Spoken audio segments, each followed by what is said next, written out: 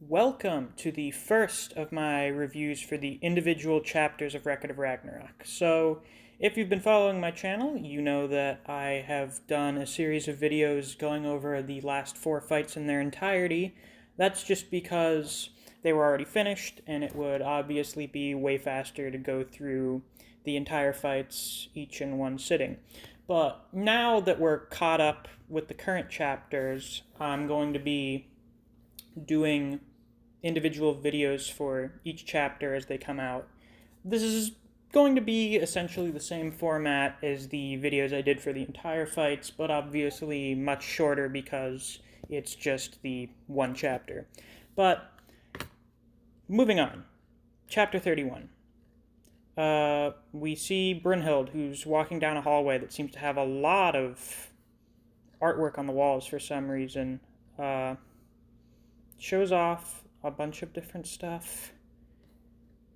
I can't really tell what sort of culture this is from. I know there's like a demon on there, and a dragon. I just noticed that. But whatever. I'm sure someone will figure out what it is.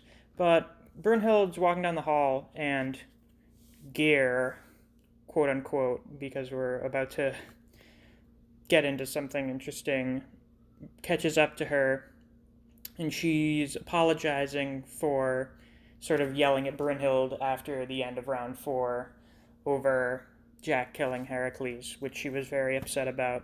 She apologizes because she didn't seem to consider Brunhilde's own feelings. And then Brunhilde says, Göll, you didn't do anything wrong, you don't need to apologize. So, something kind of funny is that for the last 30-ish chapters, Geir's name had been mistranslated. Her name this whole time has actually been Göll, which completely changes what her name means and any sort of predictions we'd have for who she would go with, but that's just kind of hilarious that for the, oh god, I don't know how long people have been translating this series for, maybe like a year or more. Her name has been translated incorrectly, but moving on from that funny little detail, Brunhilde tells her that's just face forward and keep going on for mankind. So, Brunhilde talks about how the score is tied up now, thanks to the end of round 4, and since this is their chance to take the lead, they're going to see this man. And they stop at these set of doors that have this super fucking cool Japanese dragon design on it. And they enter through a series of like 10 doors for some reason, and they arrive at a room that's filled with dozens of empty dishes that have been used. And then they enter another room, and Geir looks, what's the word I'm looking for? Shocked. She's stumbled upon an awkward conversation, that being this gigantic naked guy with like a dozen other naked women in there with him. All of these women are of various different races. You've got like angels and succubi and wolf people and lizard people.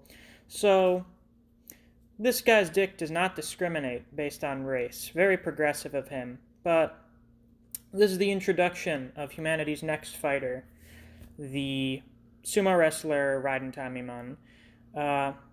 Brunhilde yells at all the women to leave, and they do, which wakes up Raiden, who is taking a nap. And then he's like, oh, if you've come to wake me up, then obviously that means you want to fuck me too, right? No, he gets cock-blocked, thankfully. And Brunhilde tells him to, like, calm down. It's your turn to fight. At that point, we're introduced to Raiden's Valkyrie. So, unlike the last fight and the first fight, I guess. So, like round 2 with Adam, we actually get to meet Raiden's Valkyrie before the fight starts, and he gets Prudar? I don't know how to pronounce her name. It's like got Norse runes and shit in it, but she's a giant muscle lady, and she seems to not have very high self-esteem because she assumes that Raiden would be kind of turned off by her quote-unquote monstrous appearance. But as it turns out, Raiden is actually a man of culture, and he likes women who are larger than him and who are very muscular. And when she tells him to stop messing around, he's like, no, I'm not joking, I'm serious, I love big women. And this immediately turns into a tsundere. So we've already got some fantastic charisma here with our new duo for this round. But they join and become Voland, and after that, we flash to the arena. Now, for each round after the second, the arena has been modified in some shape or fashion for the purpose of the fight. So in round 3, we had the little platform at the center of the body of water to sort of replicate Sasaki Kojiro's duel on Ganryojima. In the last round, we had a replica of London for Jack the Ripper. And now we have this sumo ring for Raiden.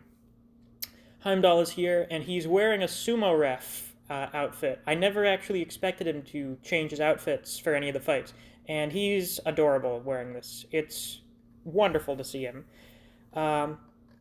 But they start introducing Raiden, and they have like this parade of girls doing advertisements. I've never watched a sumo match. I know next to nothing about sumo other than some things that I learned because of the start of this fight. But I guess they like advertise food and housing and stuff. It's kind of interesting. But Raiden is introduced, and they start off by showing all of these yokozuna. Yokozuna are the highest rank of sumo wrestler, and all of these guys look like traditional sumo wrestlers. They've got like muscly arms and legs, but their body is fat, which is something I learned is that them getting fat is just part of their methods for building muscle. So sumo wrestlers aren't actually just obese guys. They've actually got a ton of muscle. Their slaps and palm strikes can break bones. So Raiden's not going to be a pushover. But the most interesting things to take out of this is that Raiden, despite being called being recognized as the greatest sumo wrestler in history, he did not receive the rank of Yokozuna, and also he does not look like a sumo wrestler. He does not have any stomach to him at all. He is built. He is a fucking muscular dude, like all the way through. So it'll be kind of interesting to see what they're going to do with him when we actually get into the fight fully, when we get to see him in action. But they go through explaining the basics of sumo, hype up Raiden as having to have his special moves banned just so that people could enjoy the fights, because apparently his moves were so good that he could almost finish a match instantly or whatever. So they had to ban him from using it so that the fights would last longer. But despite that, he just kept winning and winning and winning without end. We're introduced to some human commentators for this round. They look very interesting. I didn't expect some people like this at all for this. You've got Sugita Genpaku, who's got probably the most anime hairstyle we've seen so far in this series. And the way he's talking about Raiden's muscles and how he'd like to dissect him, I'm going to assume he's some kind of doctor, physician, or something. And then we have Katsushika Hokusai, who is painting Raiden's ass. Or, like, he's doing a painting of Raiden's ass. So, seems like these guys are probably going to talk a lot about how, Raiden's anatomy, his musculature helps him with sumo wrestling, which I would assume, because him being so muscular and not, like, round at all, is definitely a surprising choice. So I assume that'll be something that they get into quite a bit. but Raiden is introduced as a Peerless Rikishi, the strongest sumo wrestler in history, the 5th representative for humanity, Raiden Tamimon of Japan. Raiden makes a comment about how they've got a full house, that no matter when it happens, everyone loves this stuff. It's also, there's a really funny panel of Heimdall looking up at Raiden. Raiden is so huge.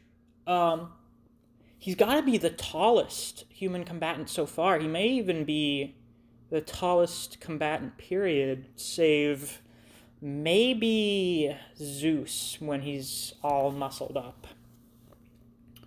But now that Raiden is introduced, it's time to introduce the combatant for the gods. The ground starts rumbling, and then a stampede of elephants come out with a man sitting on like a carpet on top of the largest one in the back. After creating the world on a whim, he also destroys it on another. After creation comes destruction. After destruction comes rebirth. Could it not be said that the world is this man's plaything? And then, of course, we know who it is. We see his third eye looking around on his forehead. And as he's coming in, the humans from India start freaking out, and they get down on their hands and knees and start praying to him.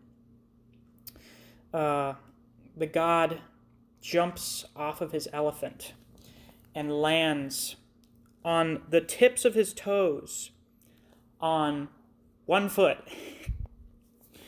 and causes this big explosion of air from the force of it. And it is revealed to be none other than the destroyer of worlds, Shiva himself. Finally, his time has come. He is cucked no more.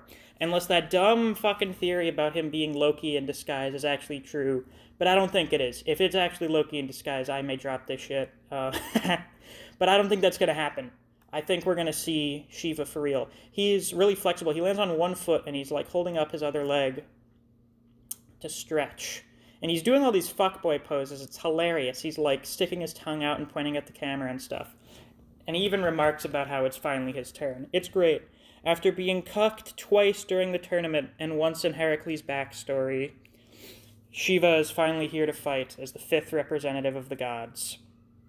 We've got the standoff of the two, and we see that Shiva is actually shorter than Raiden. He's that freakishly tall.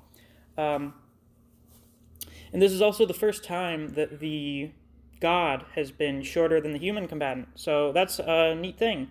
But with that, Shiva versus Raiden Tamimon, the 5th round of Ragnarok begins now. Now, I am very, very excited to see what happens with this fight. It looks like we're going to be going back to a contest of physical strength, just two dudes beating the shit out of each other. So this is probably going to be the closest to Adam versus Zeus. These guys both are using physical fighting techniques. I know Shiva is supposed to be a god of yoga or something. Or I think he was supposed to be the first person to do yoga or something. So I think you're going to have a lot of Raiden's sort of brute, straightforward techniques, like his palm strike and stuff, and you're going to have Shiva being very slippery and flexible. Raiden's volant. Raiden did not have these tattoos and the sumo whatever it is. It's like their underwear or whatever. It's kind of like a cloth Speedo or something. I'm too lazy to look up what it's called. But he didn't have that or the tattoos before doing Voland. So that's definitely his Voland. If I had to guess, I think Pruder's name is supposed to mean like strength or something, so he's probably getting like a strength boost from this or something, along with it allowing him to hurt Shiva, because it's covering his whole body, so I assume it would allow his attacks with his hands to actually harm a god. Now, who do I think is going to win this match? I don't know for certain. Because the sides are tied now, that means we're finally in a territory where we have a truly unpredictable fight. Something that was maybe an issue that you could have had with the previous fights is the outcome was kind of predictable. with round 3, you kind of figured that they would finally get a win with Kojiro, because having the humans be 3-0 would be really bad. And considering that was only the third fight, people would probably start losing interest in the series if it just looked like all of the human fighters were going to lose.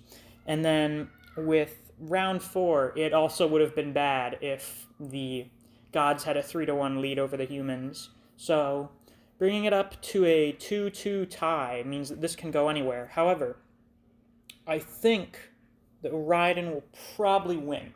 I believe in the 3-win streak. I think what will happen, because in Chapter 30, after Zeus had his little tantrum, he said, we can't let them get a lead at any cost.